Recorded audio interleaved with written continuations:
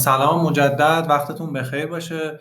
اگر صدا و تصویر من دارین، من با دوستان قبلی یه بار چک کردم، حالا قبل‌تر از شما اومده بودن. بفرمایید که شروع کنیم. خیلی هم عالی. اگر بخوام یه معرفی از خودم داشته باشم، من محمد جوانی هستم. خب تقریبا میشه گفت 10 سالی هست که توی حوزه فعالیت میکنم. سالهای ابتدایی فعالیتم که داشتم توی شیپور و خانومی به عنوان کارشناس سئو بود و توی تیم سئوی این مجموعه ها بودم، اما بعدش در وب سیما و دیجیفای به عنوان کارشناس فنی بودم. در حال حاضر هم در تیم دیجیفای هستم به عنوان کارشناس فنی. وبیناری که ما داریم وبینار فیلترهای پیشرفته هست که میتونیم با ریجکس ازشون استفاده بکنیم. توضیحی که من خدمتتون عرض خواهم کرد این هست که ما توی ریجکس اگر چارچوب یاد میگیریم، اگر قانونی یاد میگیریم، اگر پترن نویسی یاد میگیریم، فقط برای سرچ کنسول نیست و فقط برای این نیست که حالا ما خروجی داده های خودمون رو ببریم توی لوکر استودیو و اونجا ریجکس بزنیم. نه، این نکته در مورد ریجکس وجود داره که اگر شما بخواین در ابزارهای دیگه ای مثل آنالیتیکس یا ابزارهای دیگه ای که حالا ساپورت میکنن بحث ریجکس رو، میتونید خیلی قوی وارد بشین و جستجوی پیشرفته تری داشته باشین و توی این مبحث بتونین حالا اگر توی بحث استخدامی هست، حالا توی بحث آنالیز هست، توی بحث مصاحبه هایی هست که این سمت حالا مطرح میشه، روی پروژه های خودتون هست، بتونید یه سر و گردن از رقباتون بالاتر باشید. من بررسی که کردم و چیزی که حالا به من مراجعه میکردن و سوال میکردن این بود که یه ذره این فیلتر ریجکس انگار اصلا با اینکه حالا 3-4 سالی از رونماییش گذشته توی سرچ کنسول و ما توی ابزارهای دیگه زودتر داشتیمش، اما انگار استفاده ازش نمیشه، یا اگر استفاده هم ازش میشه خیلی جسته گریخته و گذراست. به همون خاطر من تصمیم گرفتم این وبینار رو داشته باشم و حالا با هم جزئیات بیشتری از فیلتر ریجکس رو بخونیم. من یه بار دیگه سویچ میکنم اون سمت باکس چت. اگر که اوکی هستین من وبکمم رو قطع کنم. نمیدونم از سمت دوستان آکادمی تسمینا اگر توی صدا و تصویر من اختلالی نیست که اوکی، اگر هست که من قطع کنم شما دریافت حالا اسلایدر اینا رو. تصویر چی؟ خب خدا شکر. حالا من چون توی قبلی که داشتم یه ذره اسلایدر و ارائه‌ای که سمت شما بود با هم مطابقت نداشت، اسلاید ها رو سمت مانیتور دومم هم آوردم و دارم این بر. حالا باز مجدد اگر مشکلی یا چیزی بود بفرمایید بین صحبت هم که اصلاح کنیم. خب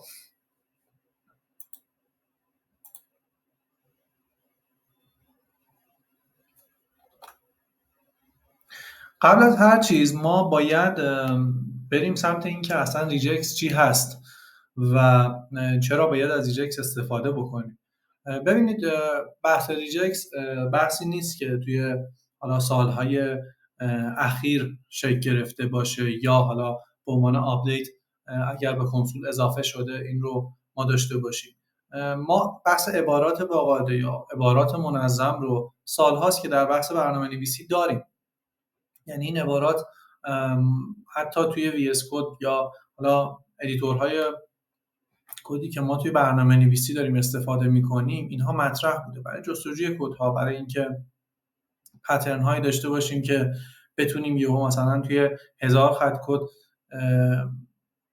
اون بخشی رو که مد نظرمون هست پیدا کنیم، ادیت کنیم، دیباگ کنیم. این رو ما داشتیم، اما خب چیزی که مطرح شده و الان در ابزارهای مختلف یکی یکی داره اضافه میشه، حتی توی ابزارهایی که سمت مجموعه آفیس هست این مطرح شده، بحث این هست که ما با ریجکس میتونیم الگوهایی رو تعریف بکنیم، پترن هایی رو داشته باشیم که شاید حالا ما در بحث سرچ کنسول برای جستجو و کوئری زدن روی کلمات مختلف چند تا ابزار داشته باشیم، چند تا قسمت برای ما فعال شده باشه. اما اگر بخوایم خارج از این ساختارها پیش بریم، خب به چالش میخوریم و اصلا ریجکس انگار که یک ابزار اوپن سورسی در اختیار ما قرار داده که حالا سرچ کنسول الان در حال حاضر یا سایر بحث ها که ما با این پترن نویسی میتونیم جستجوها با الگوهای مختلفی رو قرار بدیم. ببینید چیزی که هست این هست که شما یک سایت ساده و ابتدایی رو هم که اگر ببرین سمت SEO و بخواین بعد از یک سال یه آنالیز روی دیتاهایی داشته باشین که حالا یک سال روی SEOش کار کردین، فکر میکنم کم 1000-2000 کلمه داشته باشه و اینا اگر بخواد یه آنالیز درست حسابی بشه، نمیدونم، من خودم مطالعه‌ای که روی ریجکس داشتم و تستی که روی ریجکس انجام میدم خیلی بهتر دیتا هم آنالیز میشه. حالا با هم پیش میریم و بهتر میبینیم که حالا ریجکس چه امکاناتی در اختیار ما قرار میده. نکته‌ای که در مورد پترن های ریجکس وجود داره این هست که و در مورد وبینار ما وجود داره این هست که خب ما در پترن نویسی ریجکس یک سری کاراکتر میرسیم که اینها رو توی کوئری های سرچ کنسول استفاده میکنیم. اما ما هدفمون برای اینکه ارتباطش بدیم به لوکر استودیو این هست که این پترن هایی که ما با چسبوندن چند تا کاراکتر با معنا ایجاد کردیم، خب ما همیشه نمیتونیم این پترن ها رو حفظ کنیم. یه ساختار مثلا جمله‌ای طور نیستن که اینا رو ما داشته باشیم. ما توی لوکر استودیو که در ادامه خواهم گفت و ارتباطش با سرچ کنسول، خب این پترن ها رو ایجاد میکنیم و یک حالت ذخیره طوری خواهد داشت که هر وقت خواستیم ازشون استفاده بکنیم و دم دستمون باشن. انگار که ما چند تا، حالا خیلی ساده بخوام بگم، چند تا دکمه اضافه کردیم توی پیشخوان لوکر استودیومون و داریم با اونها فیلترهای مختلفی که خودمون ساختیم، نه اینکه لوکر استودیو در اختیار ما قرار داده باشه، رو تست میکنیم، آنالیز میکنیم و داریم. خب ریجکس تعریفی که ازش میشه این هست که عبارت با قاعده یا لگورار اکسپرشن دنباله ای از کاراکترهای مشخصی هست که یک الگوی جستجو ایجاد میکنه. ترکیب این الگوهای کوچیک دریافت سخت‌ترین و پیچیده‌ترین گزارش‌هایی رو که شما توی برنامه نویسی، توی پردازش‌های متنی و جستجوهای پیشرفته دارین رو برای شما این امکان رو به وجود میاره. نکته‌ای که در مورد ریجکس وجود داره این عیب هست، نمیدونم، من خودم نمیتونم دسته‌بندیش کنم، این هست که فقط در مورد عبارات متنی این ریجکس رو ما میتونیم استفاده بکنیم. خب ما هم توی SEO و توی کدنویسی قاعدتاً با متن اکثرا سر و کار داریم. توی کدنویسی که 100%، ولی توی SEO حالا یه بخش ایمیج و ویدیو هم شما احتمالاً آنالیزی خواهید داشت توی بعضی از پروژه‌ها.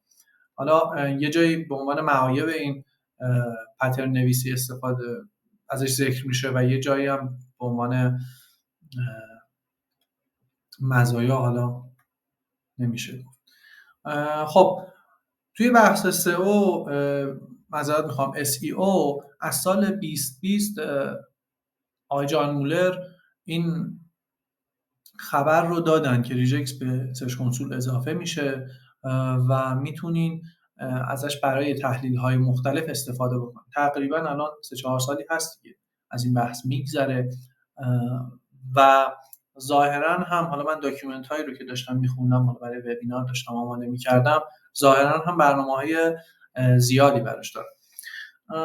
مقدمه به نظرم دیگه کافیه، بریم سراغ خود بحث ریجکس و اینکه ما توی کنسول چطوری میتونیم مثلا این فیلتر رو بیاریم. حالا فکر میکنم خیلی از شماها این بخش رو دیدین، به چشمتون خورده، ولی خب من این رو اسکرینش رو گذاشتم اینجا که متوجه بشین، باز حالا برای یادآوری دوستانی که نمیدونن. ببینید توی سرچ کنسول اگر شما به تب پرفورمنس مراجعه کنید، توی تب پرفورمنس توی بحث کوئری زدنی که توی این بخش ما داریم، اگر بر روی کوئری یا پیج شما کلیک کنید، یک پاپ آپ باز میشه که دو تا بخش رو برای شما میاره. یه بخش فیلتر هست، یه بخش کامپایر.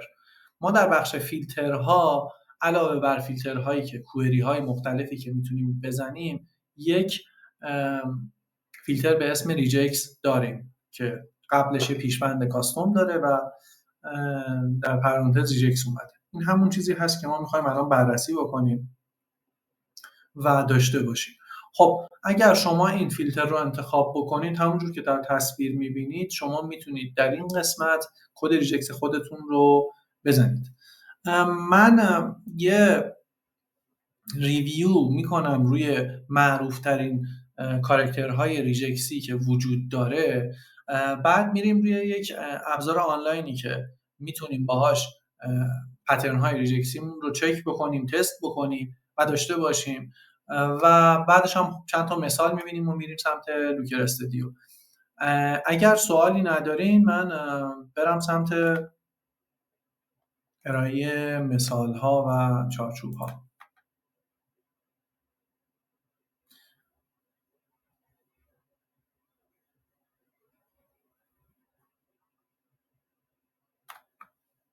تصویر اسکرین منو اوکی دارین دیگه، مشکلی که نداره.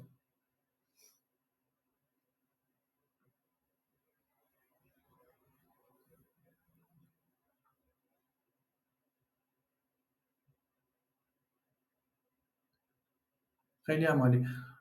سوالتون رو متوجه نشدم. لوکر استودیو بدون فیل هست، ولی خب الان به لوکر استودیو هم نرسیدیم کلا.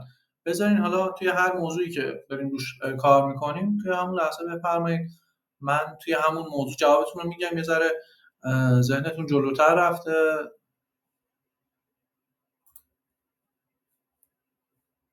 خب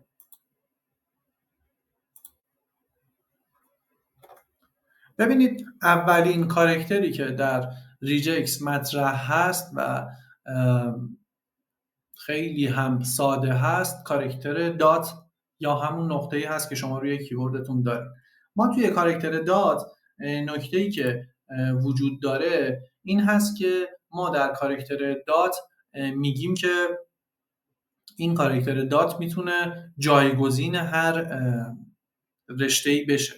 حالا من در مثالی که در انتهای همین اسلایدها برای شما میارم و با هم لایو بررسی میکنیم، اونجا خواهید دید که کاراکتر دات میتونه چیکار کنه. اما مثال خیلی سطحی که برای شما میتونم بزنم این هست که شما فکر کنید که ما میخوایم یک کلمه ای رو که حالا ابتداش حرف M هست و انتهاش حرف N هست، حروف وسطی این رو باز بذاریم. یعنی بگیم که تمام کلمات، من دارم مثال انگلیسی میزنم، بگیم که تمام کلماتی رو برای من پیدا کن که اینها ابتداش حرف M باشه، انتهاش حرف N باشه، اما کاراکتر وسطی از A انگلیسی تا Z رو داشته باشه. ما اگر بخوایم یه کلمه رو اینجوری ریجکس بزنیم، وسطش دات میزنیم، یعنی میزنیم M دات N.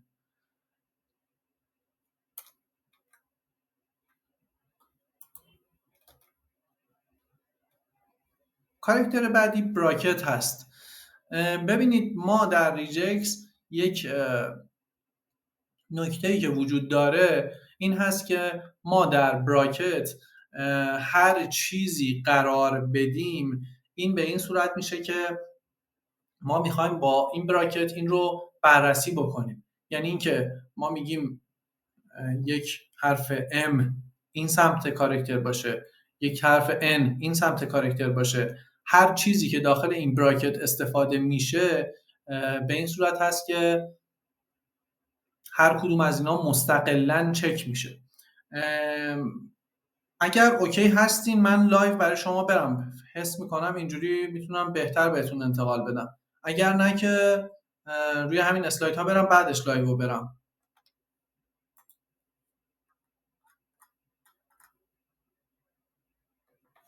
خب بذار من این ریجکس چیز رو بیارم برای شما.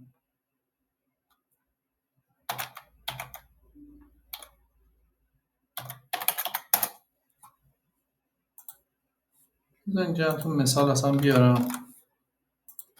من سری کاراکتر میارم اینجا و اضافه میکنم.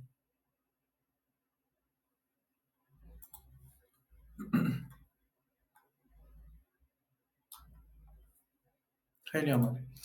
ببینید ما در اینجا خب کلمات، اعداد و کاراکترهای مختلف رو داریم. من اسلاید رو بیارم این بر که همزمان داشته باشیم.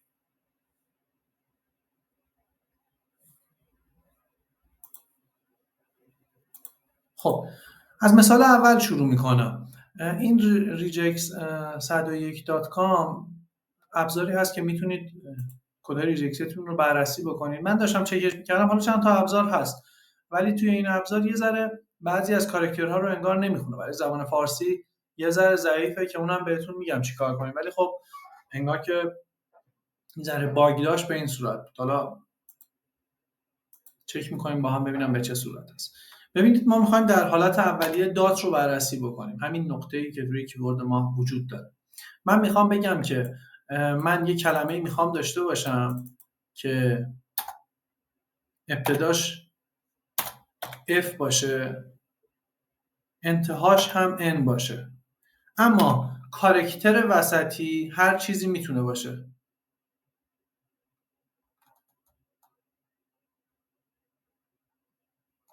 الان بهتر شد؟ اگر بهتر هست من ادامه بدم.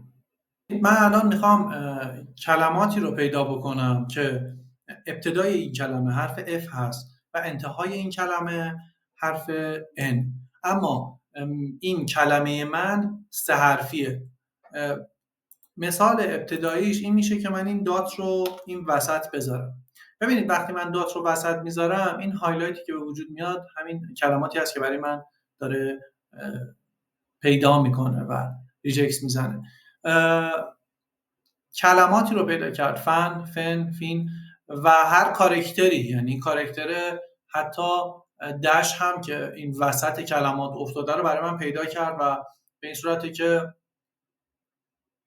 3 حرف رو رعایت کرده، اما در این وسط هر کاراکتری رو آورده. یعنی اگر بخوایم مثلا مجدد اضافه بکنیم، اگر من حتی عدد هم اضافه بکنم، من ممنون میشم بعد از این بحث شما سوالاتتون بپرسین. یه ذره تمرکز بچه‌ها و خود من به هم میخوره اینجوری. من حالا فرصت میدم برای سوال پرسیدن بعد از هر کاراکتری که گفتم، هر چند تا کاراکتری که گفتم. ببینید حتی عدد رو هم به عنوان کاراکتر میانی انتخاب کرد و اینجا گذاشت. کاراکتر براکت چی کار میکرد؟ کاراکتر براکت به این صورت بود که میگفت که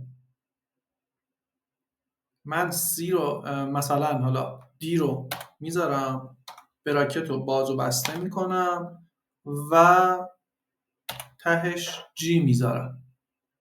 ما در کاراکتر براکت مثل داتی که در مثال قبلی داشتیم این رو باز نمیذاریم، میایم خودمون مشخص میکنیم. من میگم که این کلمه ابتداش دی هست و انتهاش جی هست، وسطش به عنوان مثال میتونه F باشه، میتونه O باشه و میتونه I باشه. همطور که میبینید اینجا دیگه به این صورت شد که فقط و فقط حروف و کاراکترهایی که من براش مشخص کردم مستقلاً چک شد.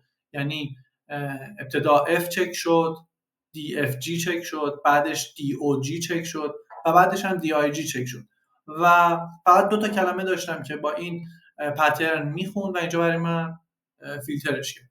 بخش بعدی بخش استار هست. ما در استار حالا تعریفی رو که داریم به این صورت هست که میگیم که کاراکتر یا پترن مورد نظر ما یا اصلاً نباشه یا به هر تعدادی تکرار شده باشه.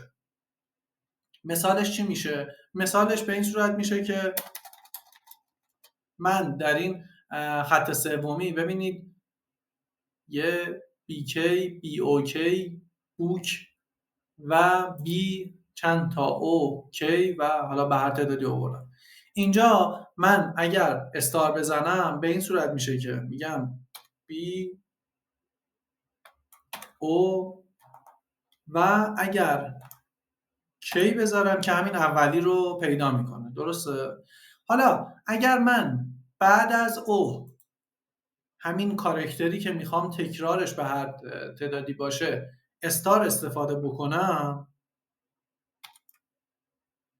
اینجا دارم میگم که اگر او اصلا نبود، یعنی همین مثال اولی برای من پیداش بکن، اگر یک بار اومده بود برای من تکرارش پیداش بکن و اگر به هر تعدادی هم اومده بود مجدد این رو برای من پیدا بکن و برای من توی پترنی که به عنوان جی اکسپرت زدم بیار.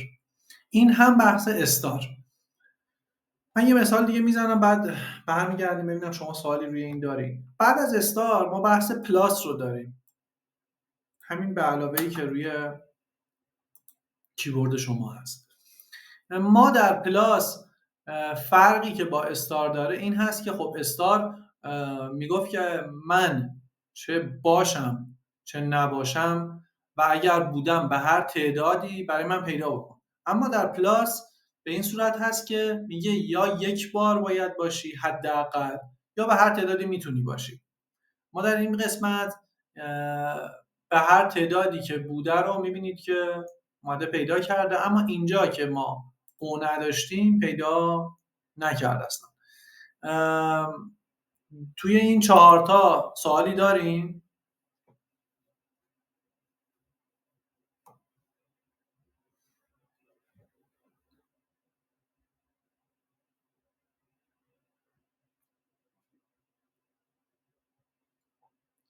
خیلی همالی. من فعلا دارم کاراکترها رو میگم یعنی فعلا وارد مثالای فارسی حالا یا انگلیسی نشدیم. فعلا دارم به این صورت میگم که حالا به صورت انگلیسی کاراکتر توضیح میدم، بعد اصلا میتونیم کل این کاراکترها رو کنار هم استفاده بکنیم.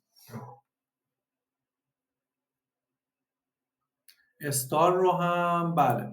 ببینید استار گفتیم فرقش با پلاس این بود که بعد از هر کاراکتری میاد میگه که اگر این کاراکتر وجود داشت اصلا نبود که برای من محسوبش نکن، ولی حروف قبل و بعدش رو به حساب بیار و پیداش کن برای من و به هر تعدادی هم اگر بود مجدد برای من پیداش بکن. کاراکتر بعدی کاراکتر پایپلاین هست. کاراکتر پایپلاین به چه صورت هست؟ یک کاراکتر حالا توی برنامه نویسی به این میگن اور، یعنی یا شما میگین که اگر فلان کلمه بود یا فلان کلمه بود برای من پیدا بکن. یعنی چی؟ یعنی اینکه من اگر بخوام مثال بزنم مثلا میگم که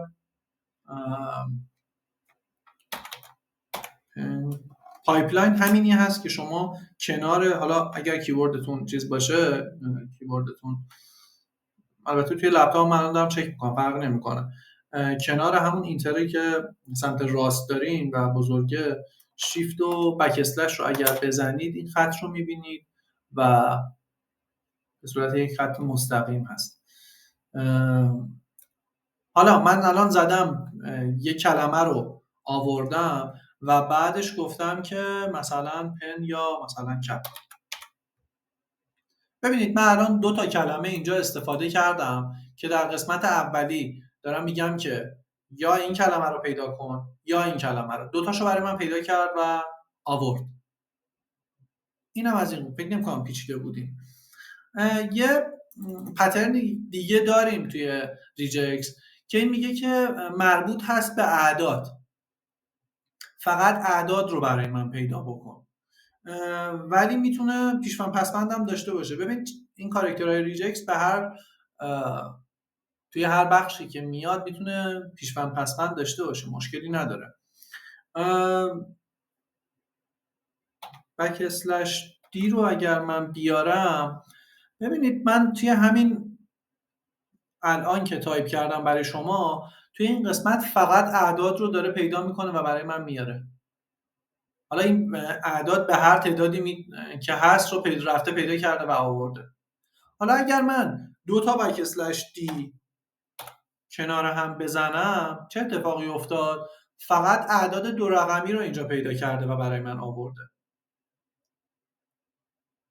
حالا اگر من میگفتم که یک پترنی من براش بزنم، بهش بگم که بک اسلش دی بک اسلش دی، حالا توی کنسول اگر اینو بخوایم بزنین، اینجا من اسپیس بزنم محسوب میشه، ولی اگر توی کنسول بخوایم بزنین یه بک اسلش اس باید بزنین که این اسپیس محسوب بشه، بعدش بزنین مثلا هاور مثلا ساعت. میبینین اینجا فقط اعدادی رو پیدا کرد که بعدش پسبند هاور رو داشت. خب اگر من این دیگه دست خودم بوده، یعنی این پترن چیز نیست، پترن ریجکسی نیست، میتونه هر چیزی باشه، میتونست مثلا دی باشه و اینجا اگر من مثلا این رو داشتم برای من فقط همین رو پیدا میکرد. پس کاراکتر بک اسلش دی به این صورت هست که فقط اعداد رو مد نظرش میگیره و به هر تعدادی شما بذارین همون رو پترن میکنه و محسوب میکنه. من حالا عدد 3 رقمی کردم و اینجا دیگه عدد 3 رقمی نداریم. حالا یک کاراکتر ما مجزا دوباره داریم که همین بک اسلش دی هست، اما بک اسلش دی بزرگ هست. به این صورت ما توی بک اسلش دی بزرگ چی داریم؟ ببینید من این بخش رو که زدم همه بخش ها و حروف ها فعال شده، فقط الان اعداد غیر فعالن. این به این صورت هست که برعکس کاراکتریه که قبلا گفتم خدمتتون دی کوچیک، بک اسلش دی بزرگ میگه که تمام کاراکترها به غیر از کاراکترهای عددی برای من بیار و نشون بده.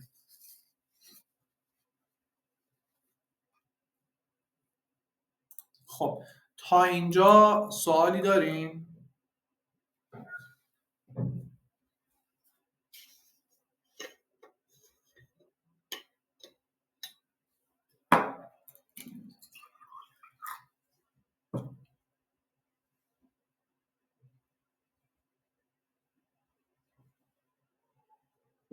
خانم حقبین، من گفتم که بک اسلش دی بزرگ برعکس بک اسلش دی کوچیک کار میکنه و همه دیتا ها رو میاره به جز اونایی که عدد دارن.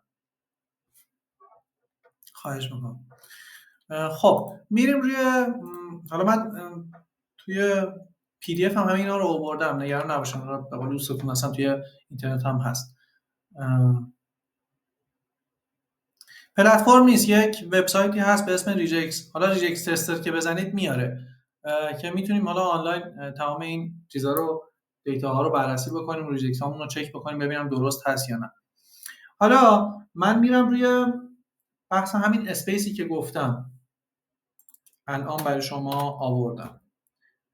بک اسلش اس نقشی که توی پترن های ریجکسی داره به این صورت هست که تمام فاصله ها رو برای ما محسوب میکنه. یعنی ما به قول دوستتون اگر میخوایم کلمات و کاراکترهای چند کلمه‌ای لانگ تیل ها رو بررسی بکنیم، خب میشه به این صورت گذاشت که کلمه اول رو بیاریم، بعد بک اسلش اس بزنیم، کلمه دوم رو بیاریم و بهش بگیم که حالا این پترن ما به این تعداد کلمه قبول کنه و برای ما بیاره. بک اسلش اس کوچیک و بک اسلش اس بزرگ داریم. بک اسلش اس کوچیک اسپیس ها رو بررسی میکنه و بک اسلش اس بزرگ مثل همون مقداری که توی بک اسلش دی داشتیم همه داده ها رو بررسی میکنه به جز اسپیس، یعنی اسپیس رو محسوب نمیکنه و برای شما نمیاره.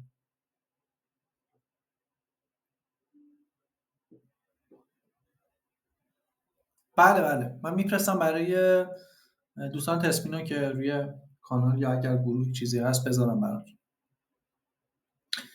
کاراکتر بعدی حالا توی ریاضیات به اسم توان میشناسین شما اینو. ببینید به این صورت هست. این کاراکتر حالا توی برنامه نویسی به اسم کرت ما میشناسیمش. این کاراکتر توی پترن ها به این صورت هست که میگه که اگر این کاراکتر ابتدای هر عبارتی بیاد، یعنی ما داریم میگیم که عباراتی رو برای من بیار که این کلمه بعد از کرت اومده باشه. مثال چه مثالی بزنم؟ مثلا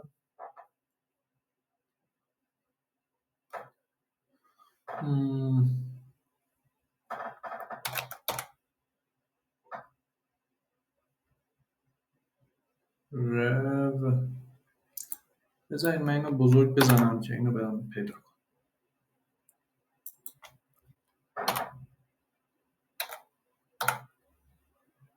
ببینید من الان توی این قسمت گفتم که عباراتی رو برای من پیدا بکن که ابتداشون ریویو باشه. یعنی چی؟ یعنی اگر این ریویو یک جمله بود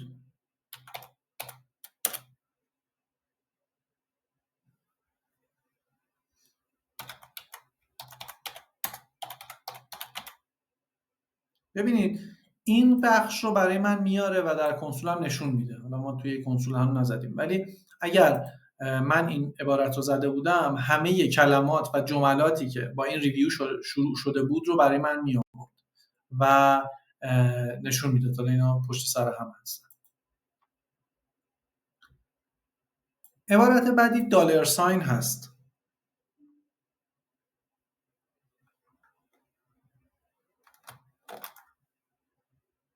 خب دلار ساین چی کار میکنه؟ دلار ساین نقشش این هست که ابتدای کلمه قرار نمیگیره. دلار ساین انتهای کلمه رو بهش بررسی میکنیم. یعنی میگیم که عبارت مورد نظر باید با این چیزی که من برات مشخص میکنم، پترنی که من برات مشخص میکنم تموم شده باشه. مثل مجدد همین ریویو رو ما توی جمله پایین هم داریم دیگه. تا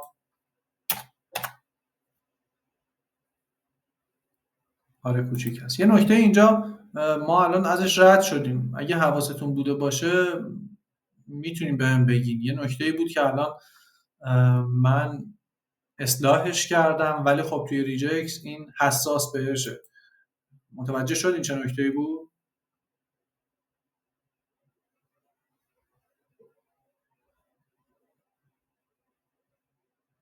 ببینید موضوعی که ما داریم این هست که توی ریجکس در زبان انگلیسی بله حروف بزرگ و کوچیک رو داریم که بهش حساس. حالا توی زبان فارسی یه مقدار اوضاع فرق میکنه، ولی خب به این صورت هست که باید رعایت بشه. اگر پروژه انگلیسی دارین و اینا اینو مد نظرتون باشه.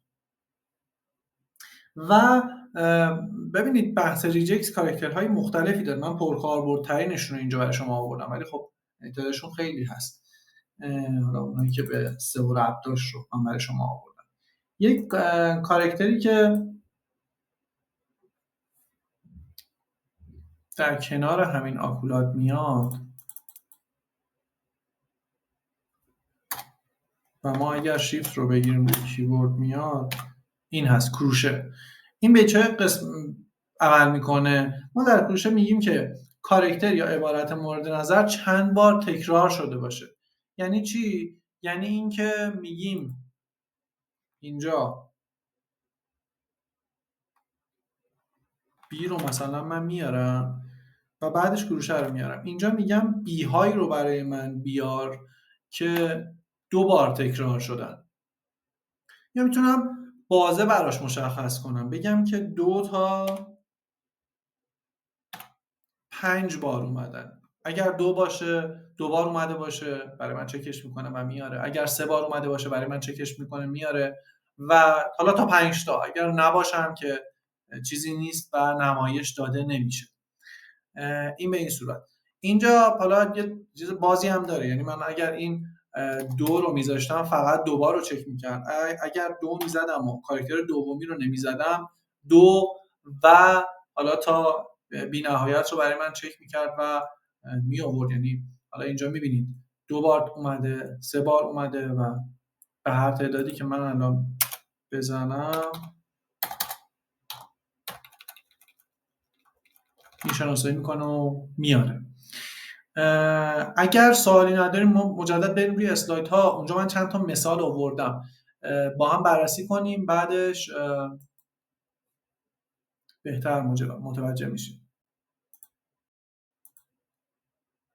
خب این همون براکتی هست که براتون توضیح دادم. این همین استار یا استریکسی هست که من برای شما آوردم و ما گفتیم به این صورت هست که یا اصلا نباید بیاد یا به هر تعدادی میتونه اون کاراکتر تکرار بشه. یه پلاس داشتیم که بررسیش کردیم و فرقش رو با استار گفتیم. یه پایپلاین داشتیم که مجدد این رو هم برای شما توضیح دادم. بک اسلش دی کوچک و بک اسلش دی بزرگ رو داشتم که اینجا خدمتتون گفتم.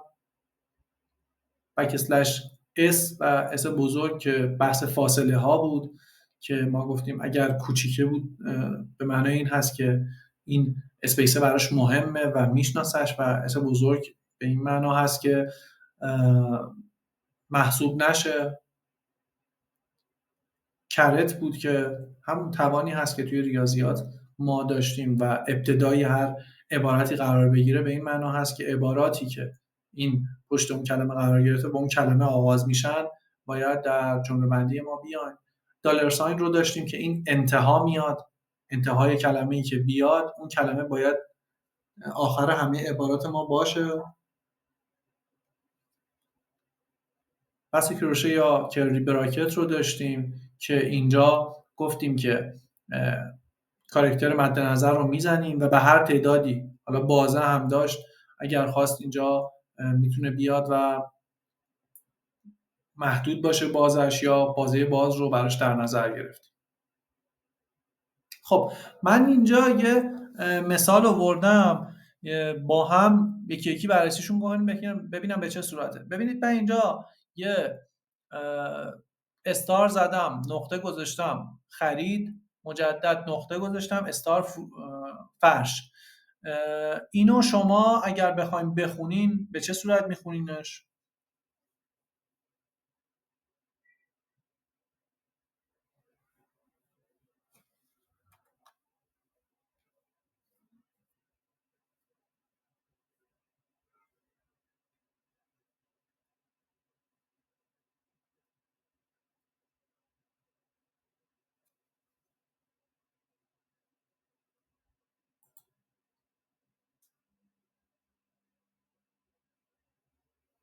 جواب سوال منو بدیم بعد منم جواب سوال شما رو میدم.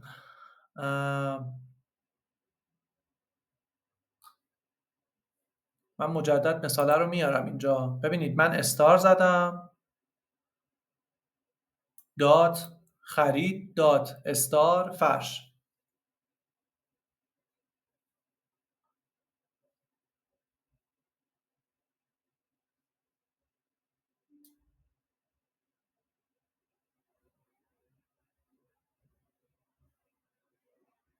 ببینید توی این مثال به این صورته که ما استار زدیم یعنی هر کارکتری باشه.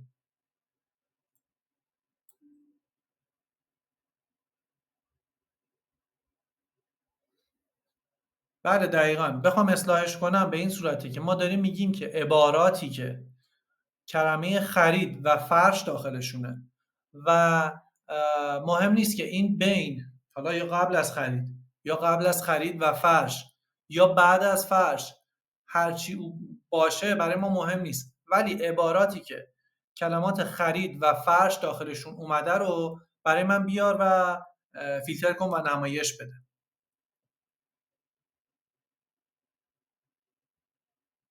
حالا خط دوم چی؟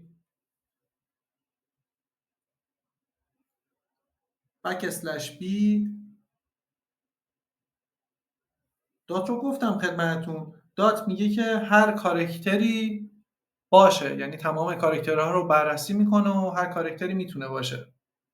فکر کنید توی زبان انگلیسی A تا فلان، توی زبان فارسی هم الف تا نون.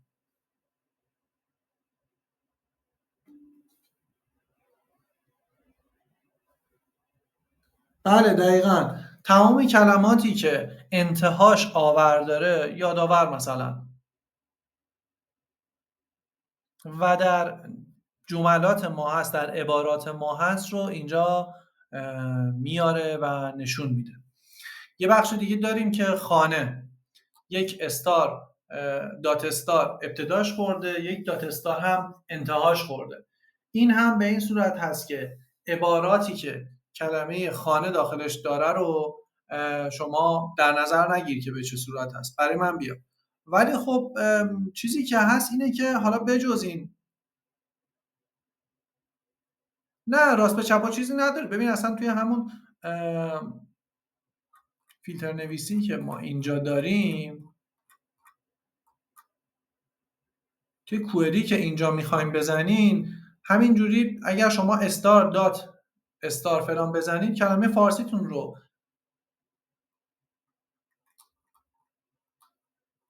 ببینید. من یه بار توضیح دادم براتون، الان مجدد براتون یادآوری میکنم. ببینید دات استار با استار یه ذره سوالش اشتباهه. دات چیکار میکرد؟ دات میگفت که هر کارکتری میتونه باشه، هر کارکتری.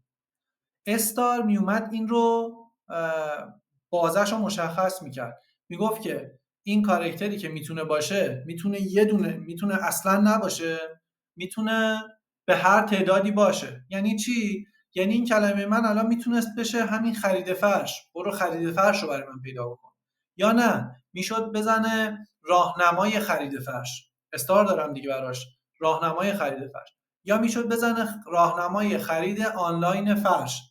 یعنی من این وسط اینا رو باز گذاشتم، گفتم هر کاراکتری باشه و به هر تعدادی باشه یا اصلا نباشه. دات معنیش این بود دیگه.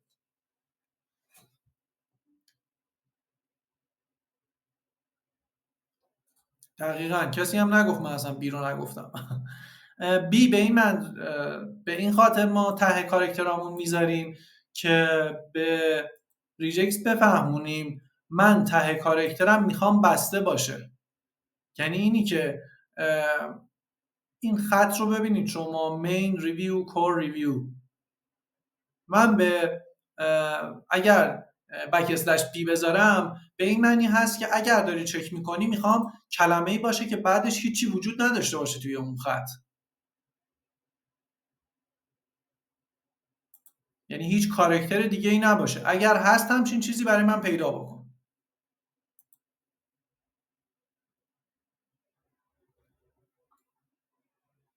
خب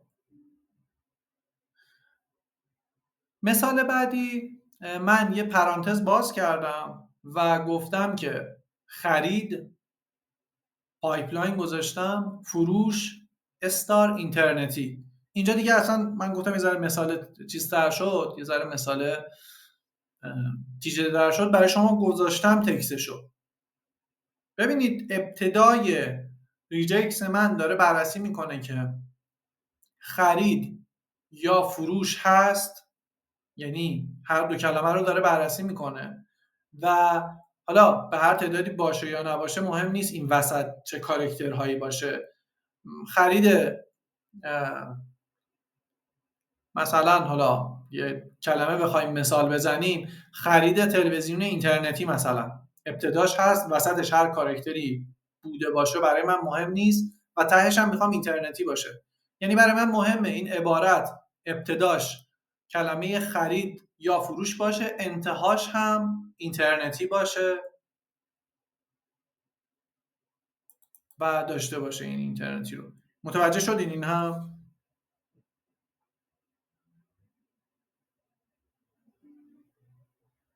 خب بحث بعدی چی هست؟ بحث بعدی، مثال بعدی این هست که من میخوام، نه بازه، میتونه باشه، میتونه باشه، من نبستمش، اینو محدودش نکردم. بحث بعدی این هست که من یه سایت بلاگ تور میخوام بزنم یا توی مثلا فروشگاه هم یه بلاگ دارم و توی کنسولم میخوام بزنم بگم که این کرت رو من ابتدای عبارتم آوردم و بعدش پرانتز رو باز کردم، گفتم که چیست، چطور، چرا، تعریف، تاریخچه، معنی، شرح، همه اینها اگر ابتدای عبارت‌های من بودن، این عبارت‌هایی که اینجا بودن بیا برای من فیلتر کن و نشون بده. یا توی بعدی گفتم که اگر بهترین، مقایسه، نقد، بررسی، ارزان‌ترین، پرفروش‌ترین اگر بودن، توی بحث فروشگاهی دیگه اصلا از عباراتش هم مشخصه، اگر ابتدای عبارت‌های من بودن بعدش هرچی بود بود، ولی اگر اینها ابتداش بودن بیا برای من فیلتر کن و به من نشون بده. یا مثلا توی بعدی ما مجدد خرید فروش داریم، سفارش داریم، قیمت داریم، تخفیف داریم و حراج داریم. اگر ابتدای عبارت من بود بیا نشون بده.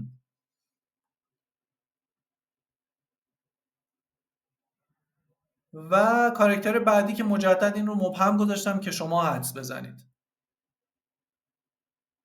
من یه 2 دقیقه وقت میدم به شما، بعد حالا اگر نتونستین حدس بزنید که با هم حدس بزنید.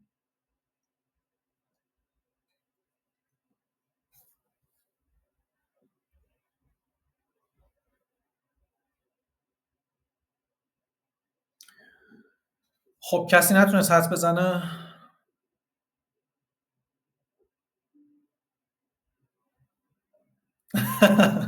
نه حالا بعدش بریم یه ذره با مثالا آشناتر بشین، حل میشه براتون، زیاد مشکل نیست. ببینید اینجا من پرانتز رو باز گذاشتم، دات استار رو، نه تا یه جایش باید تا یه جایش درست حد زدین ولی یه جایش رو اشتباه کردین. ببینید من یه پرانتز گذاشتم، اینجا چیکار میکرد؟ ما اینجا داشتیم میگفتیم که این کاراکتر قبل از کروشه ما چه اتفاقی براش بیفته، به چه تعداد تکرار بشه. این بخش رو اصلا ما به عنوان تعداد می آوردیم. پس اینجا که تعدادش 5 تا باشه یا بیشتر. اینجا من دارم چی میزنم؟ اینجا من دات آوردم و بعدش استار، گفتم هر کارکتری باشه و به هر تعدادی. یعنی چی؟ یعنی کلمه و بعدش اسپیس، یعنی کلماتی که، عباراتی که 5 کلمه‌ای هستن و بیشتر رو برای من پیدا بکن، همون لانگ تیل ها. متوجه شدین؟ اینجا که ما بحثی کلمه رو کردیم، گفتیم آقا خود کلمه باشه و به هر تعدادی کاراکترهای خود کلمه هست، اوکیه. بعدش هم که باید اسپیس بخوره. حالا فکر کنید مثلا زدیم ما خرید اینترنتی گوشی سامسونگ، خب بعد از خرید یه اسپیس میخوره دیگه، بعدش میشه اینترنتی اسپیس. و خرید به هر تعدادی کاراکتر داره، 4 کاراکتر داره، اینترنتی مثلا حالا 8 تا کاراکتر داره. من دارم میگم که میتونیم عدد بذاریم، فرق نمیکنه. من میتونستم به جای این استاره، به جای این داته بک اسلش دی بزنم دیگه، فرقی نمیکرد. و به اینجا هم گفتم که به هر تعدادی که من دارم میگم حداقل برای تعیین کردم، حالا اگر بیشتر هم بود بیشتر. من میتونستم بزنم 5 و 7 عبارات لانگ تیلی که بین 5 کاراکتر 5 کلمه دارن و بیشتر دارن. درسته واسیم بیام مثال شما رو باز بکنم.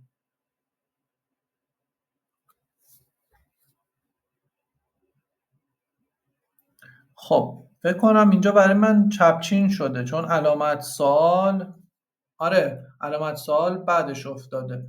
ولی خب نمیدونم حالا اینو از کجا چیز شدین. ببینید ریجکس الان، ببینید شاید من سلیقه‌ای اینجوری زدم، ولی خب اگر مثلا حالا رفتین از ای آی استفاده کردین و اینها، احتمال داره که کاراکترهای الان مثلا تکرار رو الان روی 3 گذاشته اینجا و اسپیس هم داره و قبلش هم داره میگه که یه فضای خالی باشه. اینجاش برای من مبهمه، حالا نمیدونم پرامپت چی زدین، ولی خب اینجا یه ذره مبهمه چون فضای خالی ما نداریم دیگه. اگر میخواست حالا کلمه‌ای باشه به هر تعدادی میتونست باشه. ولی خب چیز نیست، الان من همین پرامپتی هم که میگم پرامپت، همین پترنی هم که برای شما دارم مثال میزنم جا داره که تغییر کنه. شاید شما مثلا اضافه کنید یا 4 5 تا پترن رو پشت سر هم بیارید. خب ما در بخش بعدی قرار هست که بریم توی لوکر استودیو و همین ریجکس رو که داریم توی لوکر استودیو پیاده بکنیم. چرا ما میخوایم این کار رو انجام بدیم؟ ببینید چالشی که خب ما الان اینجا داشتیم، من چیز میکنم خواهم حقبین برای شما میفرستم که پی دی اف رو داشته باشین، ولی خب اگر میخواین اسکرین بگیریم به این صورته. ببینید خب ما الان چالشی که داریم توی بحث ریجکت زدن این هست که این کاراکترها رو همین الان هم که داریم با هم چک میکنیم و این ریجکت ها به هر تعدادی که هی اضافه بشه، خب ما نمیتونیم اینا رو حفظ کنیم. کاراکتری نیست که به این صورت باشه که من سوال شما رو ندیدم الان، قبل از اینکه می‌خواستیم بریم لوکر استودیو سوالتون رو بررسی میکنم. کاراکتری نیست که ما چک بکنیم به هر تعدادی حالا توی ذهنمون بمونه و اینا، نه به این صورت نیست. به خاطر همین هم داریم میریم سمت لوکر استودیو. توی لوکر استودیو اتفاقی که میفته این هست که ابزاری در اختیار ما قرار داده میشه که ما توی من دارم لوکر استودیو رو این بار باز میکنم که بیارم توی صفحه اینوری نشون داده بشه. توی دایمنشن ها میتونیم فیلترهای ریجکت رو ذخیره کنیم و توی حالتهایی که داریم داشته باشیم. اصلا نیاز نباشه که من هر بار بیام این ریجکت هم رو استفاده بکنم. حالا توی خود کنسول خب ما این محدودیت ها رو داریم، ولی خب توی لوکر استودیو یه ذره دست و بالمون بازتر شده. ببینید توی لوکر استودیو که ما میریم 4 حالت ریجکسی برای ما تعیین شده و ما میتونیم استفاده بکنیم. یه ریجکس کانتین هست که این عملکردش به این صورت هست که اگر شما الگوی مشخص شده در داده ها وجود داشته باشه، یه نتیجه ترو برمیگردونه. نتیجه ترو منظورم هست که برای شما ترو مینویسه، یعنی میگه که این ریجکس کانتینی که برای من زدی این بله وجود داره. اگر مثلا حالا من مثال آوردم، اگر الگوی هلو باشه، من ریجکس هلو زده باشم و در متن هلو ورد باشه، این خروجی ترو رو برمیگردونه، یعنی میگه آقا بود، ولی نمیگه که بعدش ورد بود یا اصلا خود عبارت رو برای من بیاره، مثل کوئری هایی که توی کنسول ما داریم. نه اینجوری نیست. ولی توی ریجکس اکسترکت اتفاقی که میفته این هست که فقط قسمت‌های از متن که با الگوی مشخص شده من مطابقت دارن رو میاره و من نشون میده. یعنی چی؟ یعنی من توی الگوم پترن ریجکسی زدم، گفتم که یه پلاس زدم و بعدش بک اسلش دی زدم. اینجا یه ذره فکر کنم توی فارسی چپچین راستچینش به هم خورده، زدم پلاس بک اسلش دی. این فقط توی متن من خدمت شما عرض کنم که اگر مثلا ایج 25 ایج باشه فقط همین 25 رو میاره و به من نشون میده، دیگه با قبل و بعدش کاری نداره. یه بخشی هم داره به اسم ریجکس مچ که کاری که انجام میده این هست که فقط مواردی رو که دقیقاً با الگوی من مطابقت دارن رو نشون میده. اتفاقی که افتاد همینجا بود دیگه، یعنی من این کلمه ادامه داشت، یه کلمه داشتم اینجا، مثلا فرض کنید که این بوک اگر من میزدم بی او او این همینو میاره به من نشون میده، دیگه کاری نداره یه کاراکتر بوده، این یه کلمه کامل بوده، به این صورت میاره نشون میده. یه ریجکس ریپلیس هم داریم که این الگوی ریجکس رو با مقدار و الگویی که شما توی کد ریجکسیتون بهش میدین جایگزین میکنه. مثل ریپلیسی هست که ما توی سمت چیز داریم، مثلا نرم افزار حالا ورد داریم یا توی گوگل داک داریم که میگیم که آقا هر کلمه پیدا کردی با این ریپلیسش کن. اینجا هم همینه، یعنی ما میتونیم با ریجکسمون بگیم که خب توی این داده هایی که من دارم بیا اینو با این جایگزین کن و به من نشون بده. این کار رو انجام میده. اگر تا اینجا سوالی دارین بفرمایید، اگر نه که من برم توی لوکر استودیو. من سوال یکی از دوستاتون رو جواب ندادم.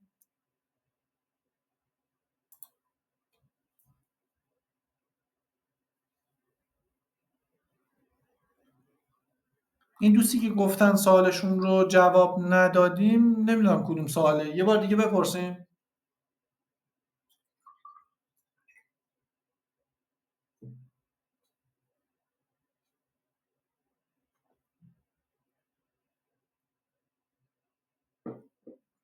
گزینه آخر متوجه نشدم، یه ذره توضیح میدین؟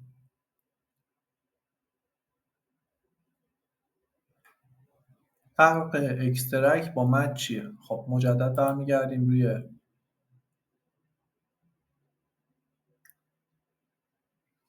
ببینید توی اکسترکت اومده عبارت رو شناسایی کرده، یعنی این 25 رو مستقلاً شناسایی کرده. اگر این 25 چیزی هم بعدش بود، این میومد این رو جدا میکرد از این ایج. اما توی ریجکس مچ اتفاقی که میفته، این کتزه یه کلمه که کلمه جمعه اصلا. این اسی که تهش اومده خب باید جزی کلمه است دیگه. حالا من چیز زدم، پترن رو ایجاد کردم، ولی خب این فقط اومده این کتر رو چیز کرده. احتمال داره توی آنالیز من، حالا آنالیزی که دارم روی این کلمه انجام میدم، به اشتباه بخورم. متوجه شدین؟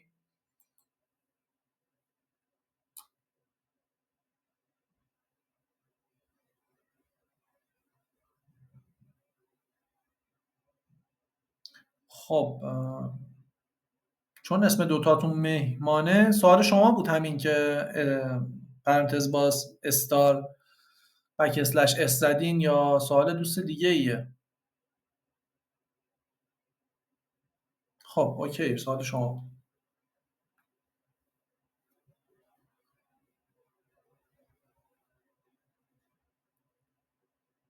آها، سوال کسی دیگه ای بود. ببینید این کاراکتری که زدید، دارید میگید که یه چیزی کم داره ها، یعنی دارید کاراکتر رو مشخص نکردید. ببینید استاره، چیزی که ما توی استار داشتیم، داریم تعداد رو مشخص میکنیم. داریم میگیم که استار چه تعداد باشه. باید قبلش کاراکتر مشخص بشه. یعنی من اومده بودم یه دات گذاشته بودم، این دات هر کاراکتری میتونست باشه، عدد باشه، حروف باشه. داشتم میگفتم که این به این صورته که اگر کاراکتر باشه یا تعدادش به هر تعدادی باشه، بیا برای من شناسایی بکن و تهش هم یه اسپیسه و میره کلمه بعدی. منظور این بود. الان شما این پترنی رو که گذاشتین اینجا، حالا نمیدونم چی میخواستیم بزنین، ولی حالا با توجه به مثال ما یه دات کم داره که بگی که کلماتی که 5 عباراتی که 5 کلمه‌ای یا بیشتر هستن رو به من نشون بده، لانگ تیل ها رو. خب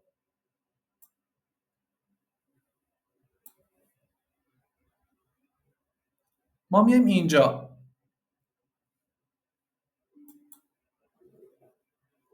نه 5 کلمه، ما داریم اسپیس میذاریم تهش دیگه. داریم میگیم که عبارت من اگر تعداد حروف، مثلا خرید اینترنتی فرش، این خرید 4 کلمه است، میگم اوکی، به هر تعدادی کلمه هم بود بگیر، بعدش اسپیس بود برو کلمه بعدی، ولی خب از 5 تا شروع بشه این محاسبت. خب نه، اس کوچیک به معنای اسپیس، اس بزرگ به معنای این بود که اسپیس ها رو محاسبه نکن، اس کوچیکه. خب ما توی لوکر استودیو که میایم، حالا روی جدول‌های مختلفی که گزارشگیری کردیم، میتونیم این بخش ریجکت رو داشته باشیم. اما من میخوام الان در حال حاضر روی همین کلمات همین ریجکت رو پیاده بکنم.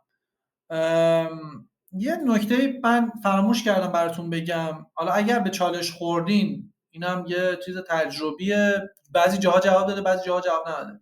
روی کاراکترهای فارسی بعضی جاها ما توی ابزارهای گوگل به چالش میخوریم. اگر دیدیم به چالش داریم میخوریم، بخشایی رو میاره برای شما که خب توی چیز شما نیست، میتونین از این بخش URL انکودر، این یک وبسایته که کاراکتر فارسی شما رو تبدیل میکنه به این کدهای UTF-8 که توی این قسمت هست. به جای کلمه فارسیتون، یعنی من الان بزنم تست،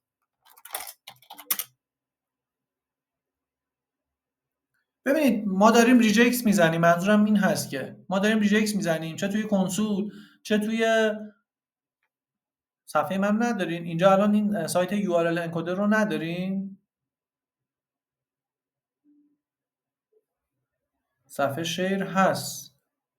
بذارید من مجدد شیر کنم. خب بذارین.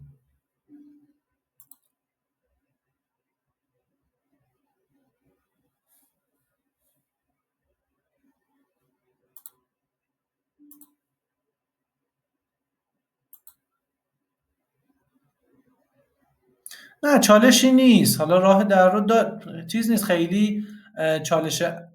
من حالا تا حالا که زدم شاید 99% مواقع اوکی بوده، ولی خب حالا اگر به چالش خوردین یه وبسایت هست به اسم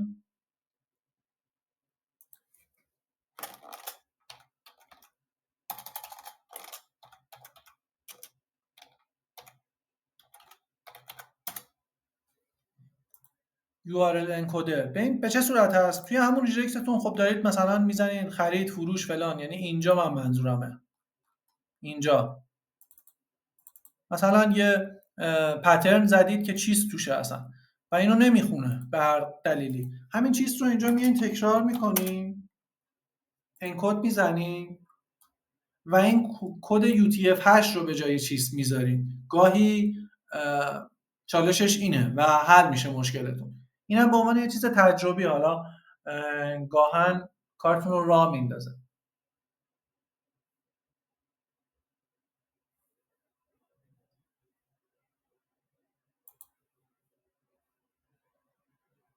خب الان لوکر استودیو رو که داریم، درسته؟ خب ببینید من توی لوکر استودیوم الان خب یه گزارش دارم توی بخش کوئری هام. کوئری های مختلف رو اینجا برای من آورده و داره نشون میده. من توی بخش کوئری هام روی یه دونه از جدول هام کلیک میکنم و توی تب دایمنشنی که حالا قسمت های مختلف رو برای من میاره، من میتونم یه دایمنشن جدید ست بکنم.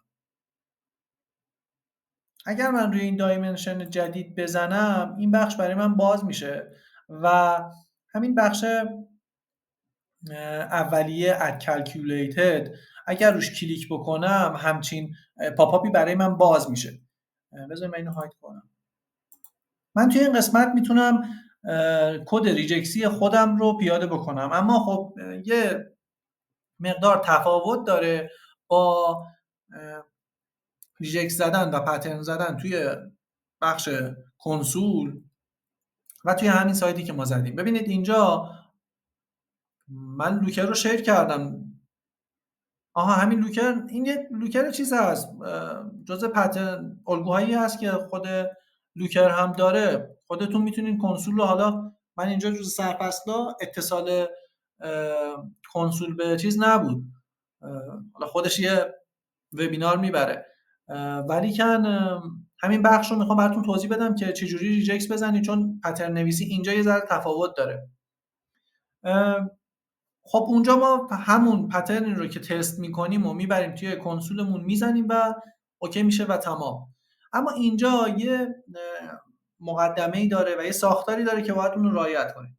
خب من دایمنشن رو زدم، یه دایمنشن جدید ایجاد کردم و یه اسم میتونم براش بزنم، حالا به هر اسمی میتونه باشه.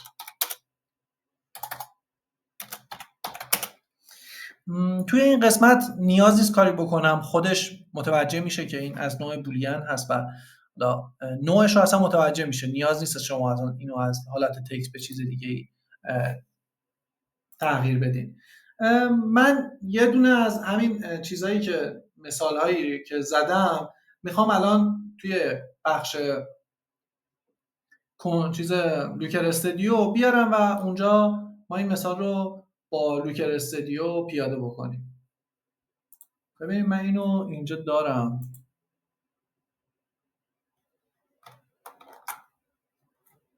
و اینجا کپی و پیستش میکنم. خب من اینو از جای دیگه آوردم. چی شد که این عبارت برای من شکل گرفت؟ ببینید توی این بخش که میاین کافیه که تایپ کنید reg exp خودش میبینید لیست کرد برای من همون چارتایی که اونجا امکانش رو به من داده بود. حالا من مثلا میخوام کدم رو کامل بکنم. ببینید کدی که من آوردم و پترنی که من آوردم این بود دیگه، یعنی reg exp زدم و آندرلاین مچش هم که خودش آورده و یه پرانتز باز کرده برای من.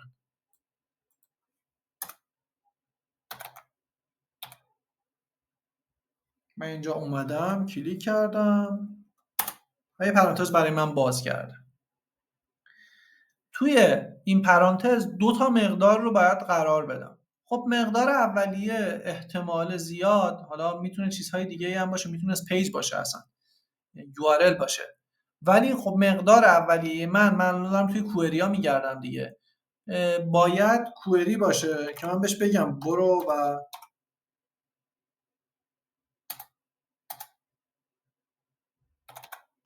کجا برای من بگرد. میبینید که ثبت شده و تایید میکنه که این هست. مقدار دومی من که همون کد ریجکس هم هست باید بین این دوتا کوتیشن باشه، اون تا باید دابل کوتیشن باشه. شیفت رو میگیرید و میزنید، یه دونه هم بزنید خودش کاملش میکنه و تمام. همون کد ریجکسی که ما اون سمت داشتیم رو میایم اینجا کپی میکنیم و نگه میداریم. حالا هر کد پترن ریجکسی میتونه باشه، هیچ فرقی نمیکنه. الان دیدین دوستتون ما داشتیم چک میکردیم رفت از AI مثلا یه ریجکسی آورد، ولی خب میایم توی مقدار دومی ست میکنین و حالا خطش باید کامل باشه و تمام. اپلای رو که بزنید یه پروسه لودینگ داره. من اینجا کلیک بکنم میبینید به این بخش اضافه شده الان این دایمنشن من چیزی در مورد این چیزم نزدم یعنی ربطی به این کوئری من نداشت، ولی خب میتونم بررسی بکنم آقا مثلا فقط بخشایی رو برای من بیار که مثلا با کلمه دستگاه شروع میشه یا حالا هر چیزی دیگه ای که هست.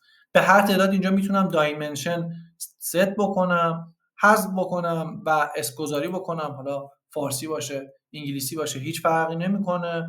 و دیگه هم چالش اینو نداشته باشم که حالا پترن یادم رفت یا حالا هر چیز دیگه ای. خب لوکر استودیو خدا رو شکر این ابزار رو برای ما گذاشته. این بخش رو متوجه شدین؟ من مجدد توضیح ندم.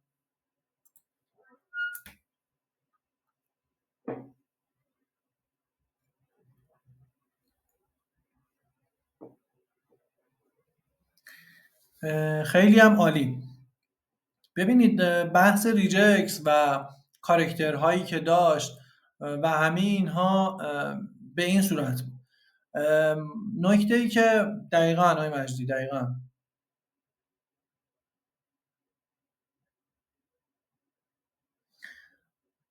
الان از این داریم کجا استفاده کردیم توی نمودارا. من توی این بخش من فقط حالا توی این چند داشتم تست میکردم و اینا روی این چیز پترن ندارم، ولی خب میتونین خودتون استفاده کنین. میگم الان هم دایمنشن رو اضافه میکنین و همون پترنی که توی اون سمت زدیم رو میارین اینجا پیاده سازی میکنین. نکته‌ای که این قسمت داشتم میگفتم خدمتتون وجود داره این هست که ببینید شما توی بحث ریجکس یا هر قسمت دیگه‌ای که میخواین وارد بشین، نکته‌ای که هست اینه که چارچوب‌ها رو بشناسین، ادبیات رو بشناسین و دقیقاً و با همین چارچوبی که دارین برین و حالا نمیگم خودتون رو وابسته به AI کنید، ولی از AI استفاده بکنید. اگر این باشه که مثلا شما اصلا ندونید ریجکت چیه، حالا تاریخچه‌اش چیه و حالا هر چیز دیگه‌ای، یه ذره به چالش می‌خورین و توی حالا دیپ شدن شما و اینکه عمیق یه بحثی رو داشته باشین، یه ذره به داستان میخورین. حتی توی مصاحبه های شغلیتون هم خیلی پذیرفته نیست که شما هر چیزی رو ارجاع بدین به ای آی که حالا وجود داره و همه میدونیم میتونیم ازش استفاده بکنیم، اما خیلی توی این فضاهای شغلی که من خودم تجربه کردم و فضای شغلی حالا حرفه‌ای هم بوده، طرف نمیپذیرفته که حالا من کد ریجکت میخوام، اوکی میرم از ای آی استفاده میکنم. تمام هدف من این بود که چارچوب‌ها رو شما بشناسین. حالا یه ذره تکرار میخواد اینا، قبول دارم یه ذره سخته، ولی خب تکرار بشه یه ذره بدیهی میشه دیگه، خیلی چیز سختی نیست.